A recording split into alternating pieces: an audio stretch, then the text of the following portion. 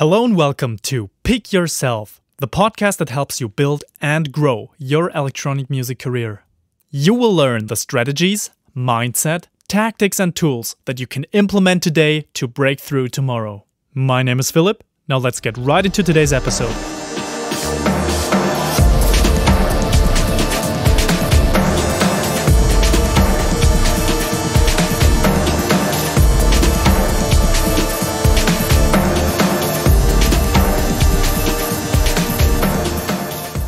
It's Tuesday again, so welcome to another episode of the Pick Yourself podcast. This is episode number 18, and today we are going to talk about labels and how you can submit tracks to labels so you increase your chances of getting actually signed. But before we come to the nitty-gritty of this episode, let me quickly recap what happened here in Berlin last weekend. So we had a pretty special celebration here in the city. Because 30 years ago, the Berlin Wall came down. The big wall that divided the East and the West, that divided the city of Berlin and the people of Berlin. And I just found this a really fascinating moment because right now, the whole world seems to talk about building new walls and separating people again and trying to protect themselves from immigration and so on. And to me, it felt super refreshing to see so many people celebrating the reunification, celebrating that a wall had come down, celebrating a moment that ended division basically between people. That was just great to see, and it gave me new hope. Now, speaking of that reunification process, actually the club scene and the electronic music community, they were really strong in bringing people together at that moment. So bringing the young people from the East and young people from the West together and having them dance in the same legal warehouse spaces. That's just amazing. And I think we can learn a lot from that today. So I just think that there's way more potential in this scene and in this electronic music community to celebrate diversity, to bring people together and to be more than just a party experience. And we as producers, as the people who put out the music, who make it possible that this kind of music is being played in the clubs, I think we also have a strong voice overall in the public, and we can use this voice to express certain beliefs that help us bring together people again and create the kind of culture and the kind of future society that we want to build. So overall, this podcast is obviously not made to infuse you with my personal political beliefs, but I just think we can learn a lot from what the scene has done for society as a whole at that time. And I think we have a fair chance of establishing something great as well in our generation. Okay, so I have absolutely no idea how to bring this back to the topic of creating a meaningful electronic music career.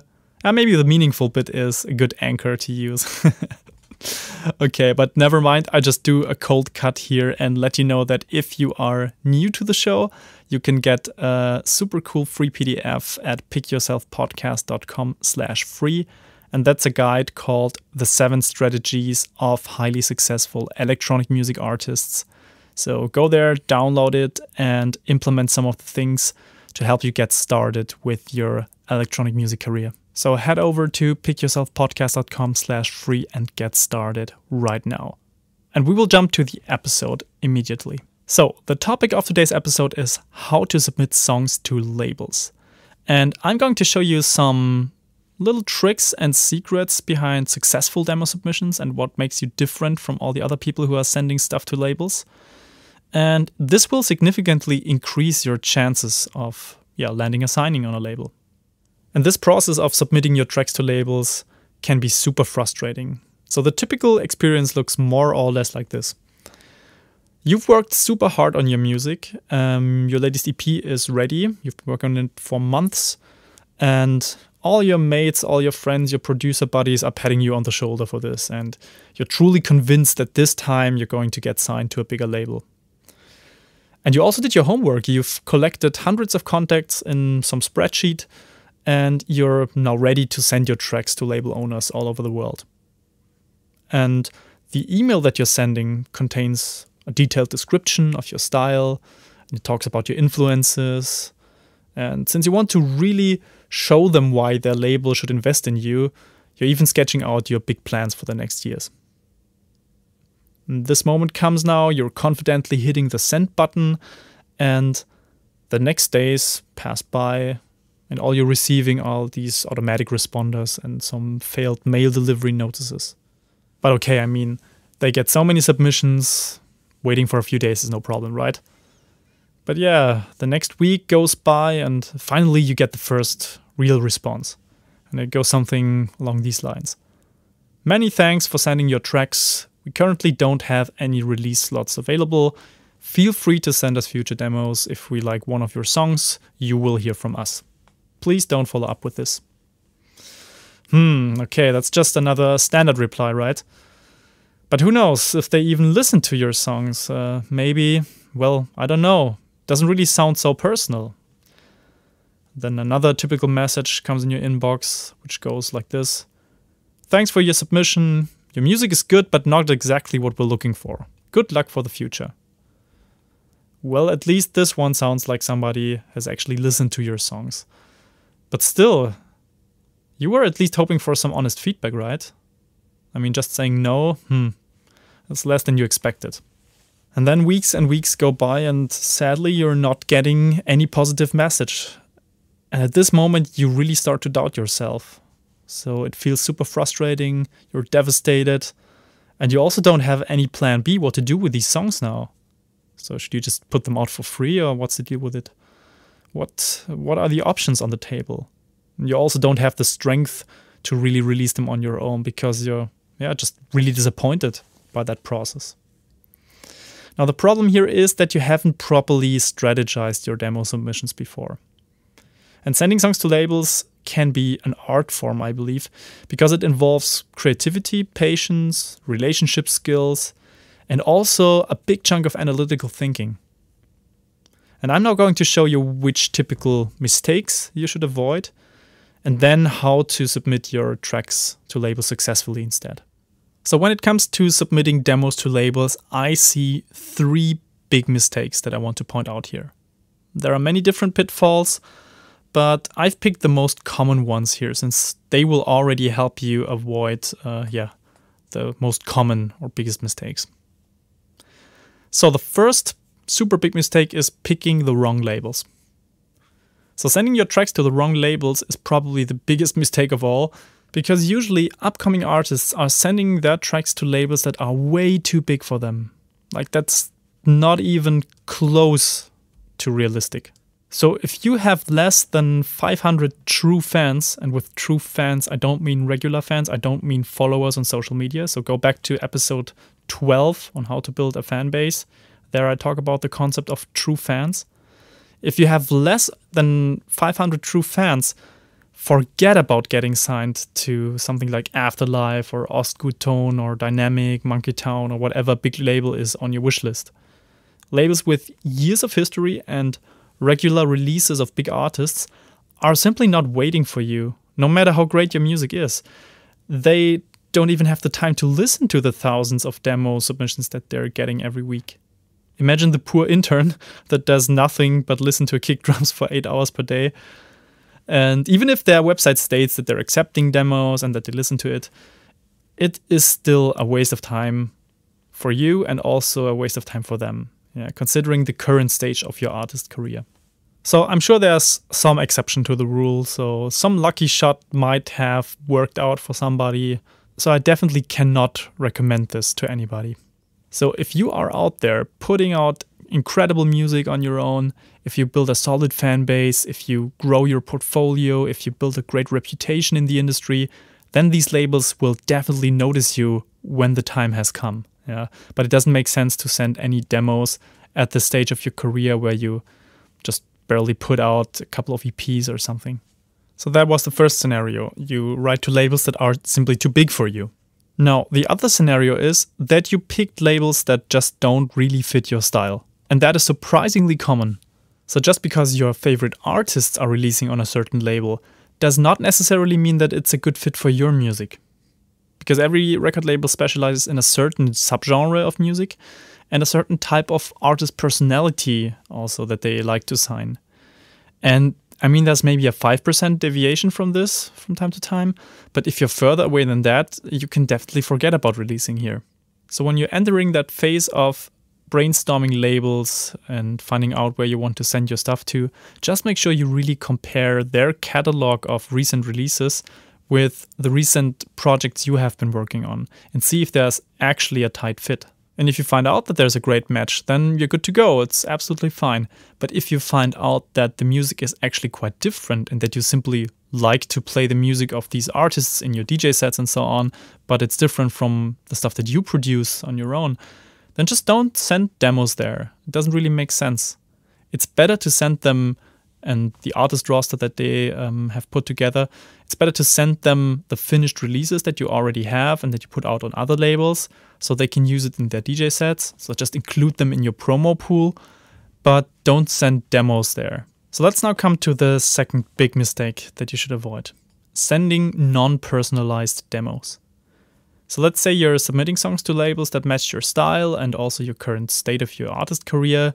So you picked the right labels. The single most important mistake that will guarantee a failed submission is sending non-personalized demos. So the owner of the label or the assistant or A&R manager or whoever is accepting the demos wants to understand why you've selected their label for submission. If your email sounds like mass mailing sent in BCC to hundreds of label contacts, you are faster in the trash bin than the sandwich from last week. And I have kind of a similar situation here happening in the studio because I get a lot of internship requests every single week. This is almost like the demo submissions for labels. So people send me their CV, they send me a short intro email, but 99% of these emails are just so non-personalized that I don't even get an idea why they're interested in having an internship exactly in my studio. Yeah. So there are hundreds of reasons they could come up with, but for some reason, most of them just don't do it. And that's quite strange. So let's now come to the third big mistake when sending tracks to labels. And that is not following the label's submission guidelines. So what do I mean by that? Many labels use so-called demo submission guidelines as a filter. So they're giving you a few tips on their website on how they'd like to receive demo submissions. And if you haven't read them or you simply ignore them, you've just qualified for the trash bin again. It's just as simple as that. So make sure that you follow these guidelines 100% when you submit songs to labels. Yeah? If you don't do this, if you just ignore one of these steps, then they just will not accept the demo. So I will give you a quick example here now. That's the demo policy of Stereoyoke recordings. So I'll just read this for you. Demo policy. We only accept private SoundCloud links shared exclusively with us. We do not accept less than 2 songs. We accept only originals, not remixes. Please do not attach MP3s. Include links to your Facebook, SoundCloud, Twitter, Beatport page or website. Demos which do not respect our policy will be ignored. Demos or questions regarding demos sent to us will not be answered or replied to via Facebook, SoundCloud, Twitter or any other social network. Please respect the privacy of our A&R team. We will only respond if there is an interest in your demo as we deem it fit to the label. Otherwise, you will not hear from us. If you are sure that your music reflects all the above mentioned points, you are free to send us your work. Best wishes, Stereoyoke team. Okay, have you spotted this little bullet point saying demos which do not respect our policy will be ignored? There you go, that's it. So now that you know the 3 biggest mistakes when submitting songs to labels, let's now come to the positive side of things. What can you do to successfully submit songs to labels? So I believe that there are a few principles that you can follow when submitting demos to labels.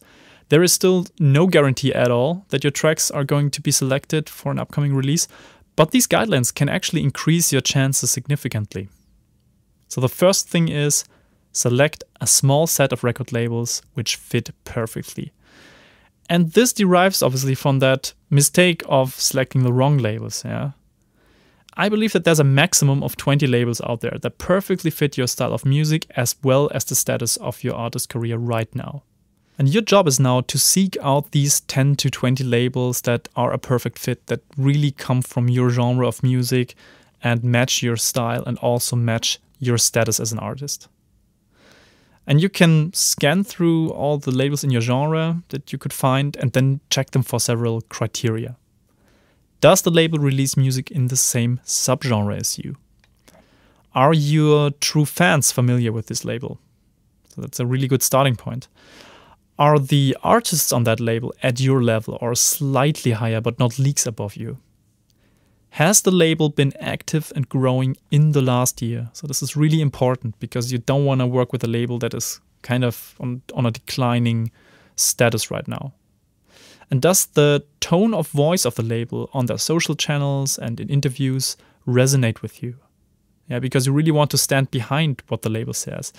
If the label owner maybe has a big and successful label but is kind of an asshole, do you really want to be part of that artist roster? Because you will have to deal with that person all the time.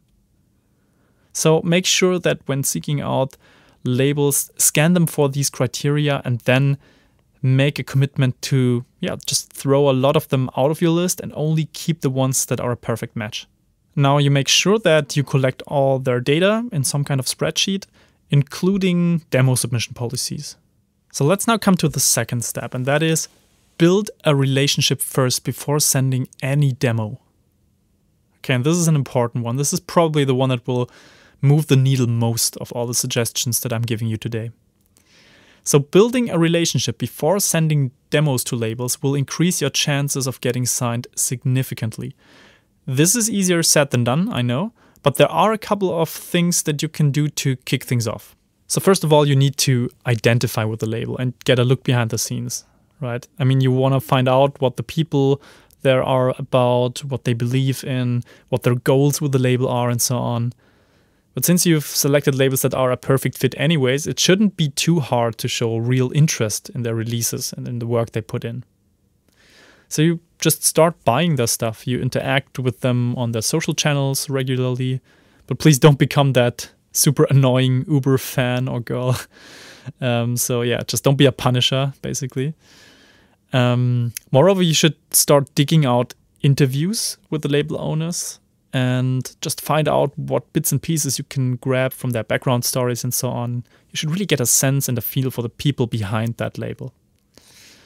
And your goal here is to get an overview of what makes them tick. Yeah. Also, beyond just the music-related topics. So obviously you want to know about the musical taste and influences and so on, but you also want to know what other things move them in their life. Yeah. And sometimes in interviews, they give you these little gems where you find out about some, cool hobby or whatever else is important to them. The next step is then to start some kind of interaction online via email or via social messages.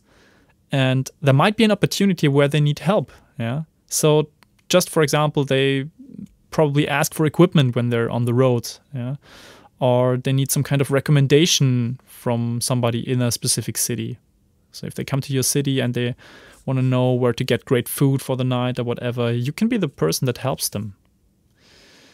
If you're the one who can help in the right moment, you start to become a known name. Yeah.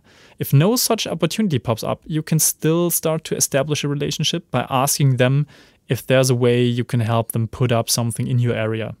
So most labels do showcases in different cities and need some local scene member to promote the gigs or to help them organize them. So there are a million ways to actually be somebody who adds value to that label. And the deeper the interaction, the better. The more you can help them, the deeper your future connection will be. And this is all based on the recommendations that I have given you in episode 10 on networking in the music industry and what you can do better than the simple standard networking. Yeah. So go back to that episode and find out how you can adopt the go-giver mindset here.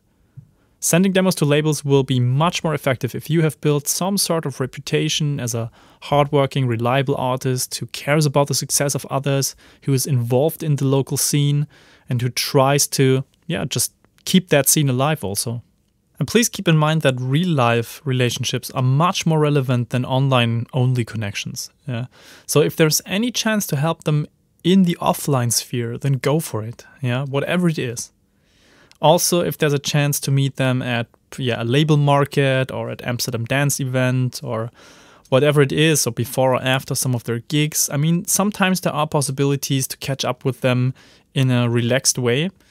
Just don't be that annoying super fan that just tries to steal their time. Think about ways how you can add value to their lives, and that will make things way much easier to build that first connection. So, step number 3, and now we're getting into the details of how to submit your demos. Make everything as convenient as possible for the label. So I've already stressed that point of following the label's submissions guidelines as closely as you can. But what if they don't have any? So here's my go-to approach now for you. First of all, you start with a teaser email.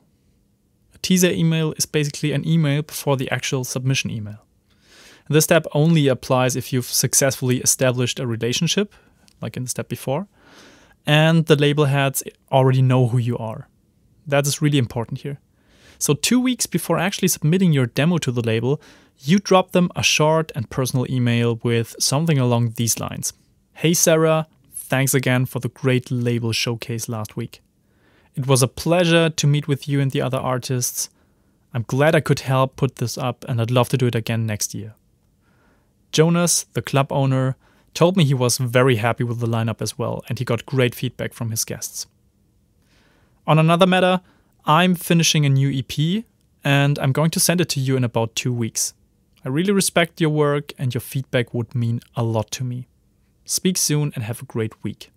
So this would have been kind of my teaser email to the imaginary label owner, Sarah. And by the way, you don't have to write anything down here. You can go to pickyourselfpodcast.com. There will be a detailed blog post on this episode where I'm collecting these emails as well. So we've sent this email to Sarah, and notice that I haven't started with what I want from her. Yeah, so this was not the starting point here. I've actually not even asked that I want to get signed to the label at some day. I didn't even mention that. All I did was showing honest respect, stating that I would value her feedback. And most of the other upcoming artists who send demos to labels simply come across super needy, super arrogant, or not even serious at all. Yeah. So it's super easy for you to stand out this way. Now it's important to follow up in time with the actual demo, and make sure you keep your promise and stick to whatever time frame you've set in the first email. So in this email, I've set the time frame of 2 weeks, which means exactly 2 weeks from then, I will send the actual demo email. So what does this main demo email look like? So your big moment has now come. You have to send your demo submission to the label. So you think about how you can make this as painless as possible for the label owner or whoever sorts through the demo submissions. And the number one rule is to keep your email short and to the point, but personal at the same time. It has to answer a couple of questions immediately. And these questions are: where can they listen to your music? Why have you sent your demo to exactly this label? Who are you and why should anyone care about you? So this only applies if you haven't established a personal relationship already. And where can they find additional information and high-res files of your tracks? So let me just give you an example of what this email could look like. Hey Sarah, I hope you've had a great week so far. How did the Stockholm showcase go? As promised, here is my new EP. And then you follow up with a SoundCloud playlist, a private SoundCloud playlist only for that label. You are one of only 8 people whose opinion really matters to me, so I would highly appreciate it if you took the time to listen to it. Your label has put out some of the most quality music recently, and I'd love to hear your feedback on this.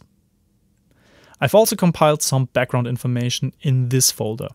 There you follow up with a folder of online storage like Dropbox or OneDrive or Google Drive or whatever you're using. In this folder, you're going to find WAV files of my EP tracks, my updated artist bio, new press photos, and some first inspirations for a possible EP artwork. Thanks again for your time, I really appreciate it. Have a great week and best wishes. So again, you can read this email at pickyourselfpodcast.com in detail again, but let me just quickly walk you through what I did here. So again, you might have noticed that all I'm doing here is asking for her opinion on this. It doesn't come across needy or arrogant. Instead, I'm one of the shockingly few people who can put together a polite, personal, and also well-structured email that makes it easy to access the most important bits of information. And this is one of the really important qualities when it comes to appealing to music industry professionals, as discussed in episode 16. Now, obviously, the music itself is the most important part of a demo submission. I'm absolutely sure about this. But you have to get people to that moment of listening to it in the first place. So if you have a super messy email with silly spelling mistakes and not structured at all, honestly, they might just not want to click on that link and just forget about the email. Yeah, even if they like you, it just goes somewhere else on their to-do list and then gets lost. So this also sends a strong signal. If you have put together a well-structured email, if you are polite and have a great way of communicating, that tells them that you will be a pleasure to work with also in the following, that they can trust you to deliver the important bits and pieces in time so that the release doesn't get delayed simply because you don't have your shit together. So the next step in the process is the follow-up email. And I can't stress this enough. If the label's demo policy says not to follow up with them, then please just respect it and don't do it. In every other case, I highly encourage you to follow up if you haven't heard back for longer than 4 weeks. Yeah, so that is the threshold of waiting for an answer. 4 weeks here with demo submissions. Sometimes things slip through the cracks. That's just human. That's just normal. They get hundreds of demo submissions every month, maybe even every week. So it can just happen that they didn't see your email and all of that mess. So keep this email short and super to the point. It's just supposed to be a quick reminder. And you can also introduce an element of scarcity here. That might be helpful, actually. So let me give you an example. Hey, Sarah, how have you been?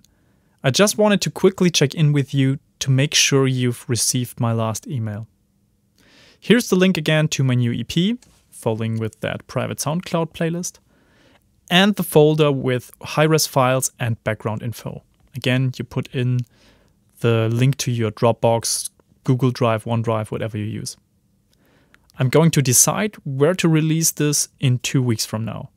I have sent this to a small selection of labels and I believe yours would be a perfect candidate. Best wishes. I'd love to hear from you and keep up the great work. Okay, so this email is much shorter than the previous one, and its only goal is to put your EP on Sarah's to-do list again, yeah, and make it clear that you're going to make a decision soon. And since you've kept your deadline from the teaser email to your actual submission email, she can expect you to also stick to your other deadline here as well. Yeah, and this is not to put pressure on her. It's just about being realistic, because at some point you have to do something with your tracks. Yeah, and it's just a sign of integrity and honesty if you share your internal deadlines with her. Now, there's nothing more you can do. So it doesn't really make sense to send more follow-up emails, because that will also come across quite needy. And if you just don't hear back in the 2 weeks you've mentioned in your email, then you just have to move on. Yeah, so there's nothing more to gain in this scenario. And what's way more important here is to have a plan B in case no label is interested in your music. And that brings us to the next super important bit here. You should have a plan B. So no strategy can guarantee success here. Sometimes your demo submission just comes to the right label at the wrong time. And sometimes your timing is perfect, but the label is just reorientating its style and your music doesn't fit anymore. It's also possible that your music simply isn't good enough yet, yeah, which means that you have to keep honing your craft patiently. And you will probably never find out what the true reasons are for your failed submissions. And it doesn't really matter at this point, because you're in this for the long run, hopefully. You want to build a long-term, meaningful artist career, so you just have to move on and be pragmatic about the situation. So having a plan B when submitting songs to labels is crucial, I believe, because your chances are slim from the beginning, and you must prepare for that scenario before sending tracks to labels. I highly recommend researching and comparing online aggregators for music. That will help you get your music up there quickly to Spotify, to iTunes, SoundCloud, whatever it is. And apart from that, it might make sense to also start your own label at some point anyway. Yeah. So I'm going to do an episode on that in the future. But just make sure you have some sort of plan B before you even start sending stuff to labels, because that means you are dealing with this obstacle professionally. You have the situation under control. And remember when we talked about having grit and the power to persevere in some situations like this? This was a topic in one of the last episodes. This is really one of these moments where you have to overcome the obstacle and you have to prove that your grit is strong enough to make you go through this. So having a plan B is also a sign of self-worth. You're protecting yourself from the harsh downfall you might face when getting rejected by your favorite labels. And there's nothing wrong with putting your music out on your own, but there's definitely something wrong if you just don't do anything, you give up at this point, and you just let your songs rot on your hard drive. Yeah, that is a really heavy hit for an artist's career. So the next step in the process, and this is really interesting, is staying in touch with the labels after your release. So this might come as a surprise to you, and you haven't thought about this probably, but it really doesn't matter if you got signed to another label or if you put out your EP on your own. You just still want to keep that positive relationship with the other labels, and you want to keep in touch with your small list of selected label contacts because you are interested in building a long-term relationship with them. So I suggest you drop them an email that is more or less like this. Hey Sarah, how are you? Congratulations on the latest release. I've played it last week at the peak of my set and it worked extremely well. Just to keep you updated, I've released my EP now on XYZ Records and I'm already working on the follow-up. If you don't mind, I'd love to stay in touch and share my new work with you as well as soon as it's ready. If there's anything else I can do for you and the label, let me know. Let's also see if we can make the showcase happen again in October. What has been happening on your end? Best wishes and speak soon. So the goal of this email is obviously not to brag about your release, but to show that you're still interested in working with them. Yeah, you're building a long-term connection that might be beneficial for both sides in the future. So that was the last part of the process. And just as a quick reminder, you can go to pickyourselfpodcast.com and you will find a detailed blog post that also outlines these emails again that you can take as a first inspiration when sending out emails to labels.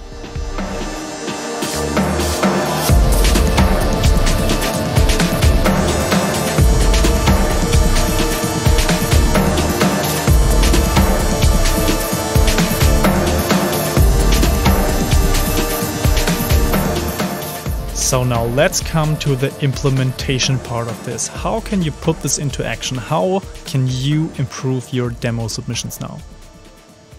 So, as we've learned now, sending demos to labels doesn't have to be a frustrating experience. If you do it in a systematic way, prioritizing quality over quantity, then you can definitely increase your chances of getting signed tremendously.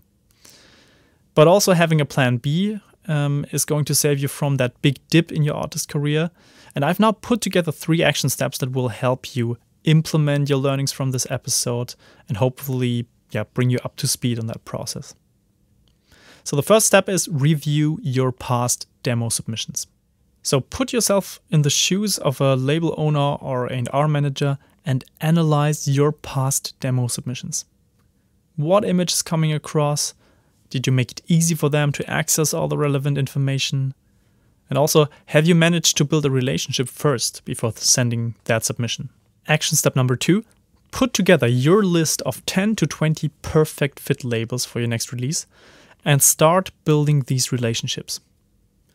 So, select labels that fit your style and that aren't too big for you. Make sure their overall tone of voice and their vision is in line with what you want and how you want to be seen as an artist. Put all their contact info and channels into a spreadsheet and start digging deeper.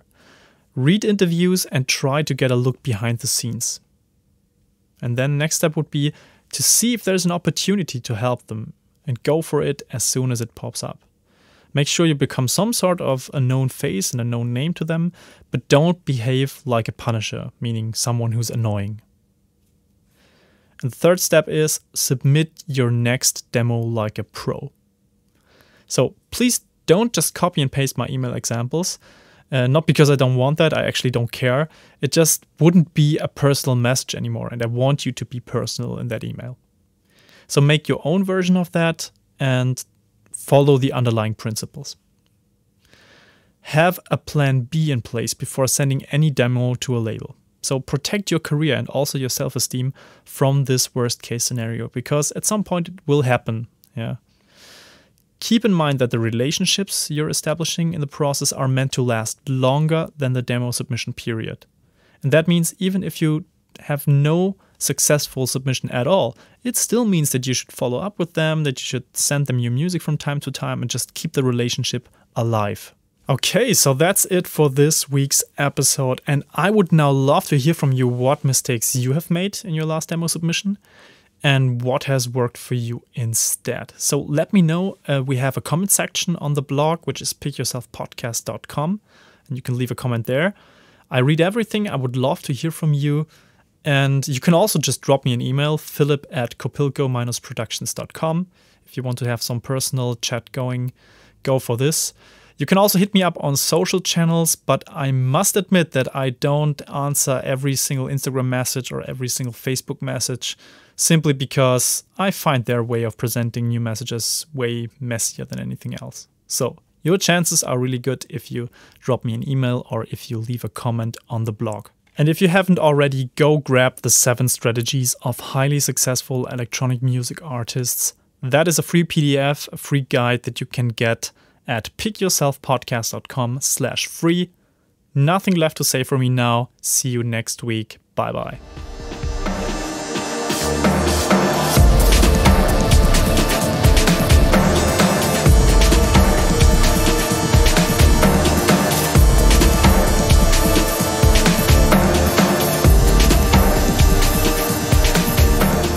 If you have enjoyed this episode, please make sure to subscribe to the show on your favorite podcast app. And you can find show notes to this episode in form of a detailed blog post at pickyourselfpodcast.com. Until then, see you next time.